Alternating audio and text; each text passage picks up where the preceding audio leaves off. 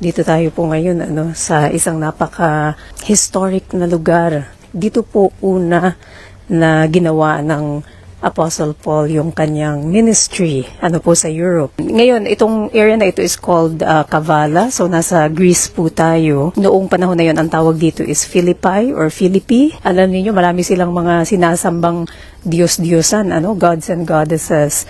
And so, imagine how difficult it was for Apostle Paul to do his ministry dito, Dumating pa po sa point na siya po ay kulong. So, yan yung city of Kavala, napakaganda. Po sa background, city of Philippi.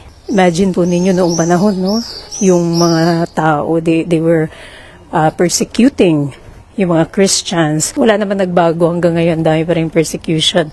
Dito nga sa tindahan, makikita natin yung mga gods and goddesses, po.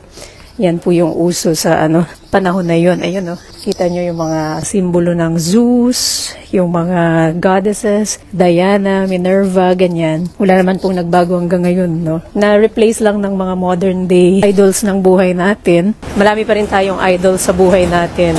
Idol can be yung trabaho mo. Idol can be yung the way that you are obsessed about making money. Idol can be Korean novela. Mga bagay-bagay that stop you from putting God first sa buhay mo. So, ito na po yung city of Kavala. Napakaganda. Beautiful morning. Ayan yung papunta sa castle sa likod. Yung Colosseum nasa likod. Ito yung church where they have the commemoration ng vision. Nagkaroon po kasi ng vision ang Apostle Paul.